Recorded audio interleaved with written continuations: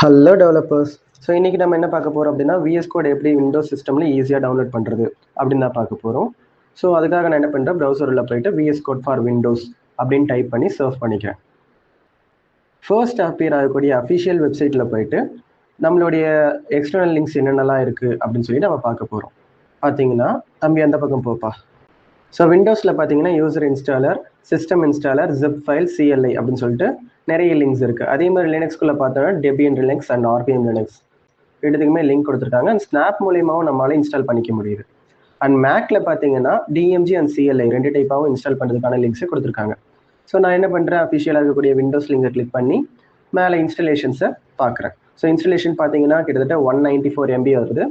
And கீழே பார்த்தீங்கன்னா நம்ம என்னென்னலாம் விஎஸ் கோடில் லேட்டஸ்ட் ரிலீஸ் கொடுத்துருக்காங்க, அண்ட் விஎஸ் கோட் எப்படிலாம் ஆப்டிமைஸ்டாக யூஸ் பண்ணணும், அண்ட் டைப் ஸ்கிரிப்ட் சப்போர்ட். இப்போ பார்த்தீங்கன்னா ஜாவா ஸ்கிரிப்ட்லேருந்து டைப் ஸ்கிரிப்ட் மைக்ரேட் பண்ணியிருக்காங்க இல்லையா. ஸோ அதை பற்றி விஎஸ் கோடில் என்னென்னலாம் பண்ணலான்றது எல்லாத்தையுமே பிளாகாக எழுதி வச்சுருக்காங்க. நெக்ஸ்ட் வீடியோவில் பார்த்தீங்கன்னா எப்படிலாம் இதை கான்ஃபிகர் பண்ணலாம், எப்படிலாம் இதை வந்து செட்டப் பண்ணலாம் அப்படின்னு சொல்லிட்டு பார்க்கலாம். நேரங்கள் கழித்து. ஸோ ஆஃப்டர் டவுன்லோடிங் த விஎஸ் கோட் EXE ஃபைல், நம்ம வந்து அந்த EXE ஃபைலை டபுள் கிளிக் பண்ணி ஓப்பன் பண்ணிக்கிறோம். ஓப்பன் பண்ணும்போது கீழே பார்த்தீங்கன்னா ஒரு விண்டோ ஒன்று ஓப்பன் ஆகும். ஸோ அந்த விண்டோவில் போயிட்டு டைலாக் பாக்ஸில் பார்த்தாலே தெரியும், அந்த இடத்துல பார்த்தீங்கன்னா யூசரோட அக்ரிமெண்ட், நம்ம லைசன்ஸ், மைக்ரோசாஃப்ட் விஎஸ் கோட் அப்படிங்கிறது one of the open source software இல்லையா. ஸோ அதுக்கான லைசன்ஸ், டேர்ம்ஸ் அண்ட் கண்டிஷன் எல்லாமே கொடுத்துருப்பாங்க. ஸோ அதை படித்து பார்க்குறவங்க ஃபுல்லாக படித்து பார்த்துட்டு ஐ அக்செப்ட் த அக்ரிமெண்ட் இருக்கக்கூடிய அந்த ரேடியோ பட்டனை கிளிக் பண்ணி நெக்ஸ்ட் கொடுக்கணும். ஸோ நெக்ஸ்ட் பார்த்தீங்கன்னா நான் லொக்கேஷனை கொண்டு போயிட்டு எனக்கு தேவைப்படுற இடத்துல செட் பண்ணிக்கிறேன். இஃப் நீங்கள் ஃபர்ஸ்ட் டைம் இன்ஸ்டால் பண்ணுறீங்க, விஎஸ் கோட் பற்றி சரியாக தெரியாது அப்படின்னா இந்த ஒரு ஆப்ஷன் நீங்கள் ஸ்கிப் பண்ணிட்டு டிஃபால்ட் லொக்கேஷனில் நெக்ஸ்ட் கொடுத்துக்கலாம்.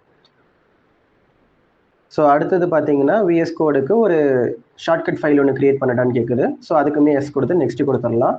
ஸோ நெக்ஸ்ட் பார்த்தீங்கன்னா open with code, right click பண்ணும்போது ஓப்பன் வித் கோட்னு ஆப்ஷன் காமிக்கணுமான்னு கேட்குது. எனக்கு இது தேவையில்லைன்றதுனால நான் நெக்ஸ்ட் கொடுத்துக்கிறேன். ஸோ நெக்ஸ்ட்னு கொடுத்து இன்ஸ்டால் கொடுத்துட்றேன். இன்ஸ்டால் கொடுத்தேன்னா என்னோட ஃபைல்ஸ் எல்லாமே எக்ஸ்ட்ராக்ட் ஆகி நான் சொன்ன ஸ்பெசிஃபிக் பாத்தில் போயிட்டு இன்ஸ்டால் ஆகிடுது. 1 minute later. ஃபைனலி ஒன்ஸ் இது இன்ஸ்டால் ஆனதுக்கப்புறம் லான்ச் விஷுவல் ஸ்டுடியோ கோட் அப்படின்னு சொல்லிட்டு ஆப்ஷன் காமிக்கும். அப்படியே ஃபினிஷ் அப்படின்னு கொடுத்தீங்கன்னா விஷுவல் ஸ்டுடியோ கோட் ஓப்பன் ஆகிடும். Thank you so much.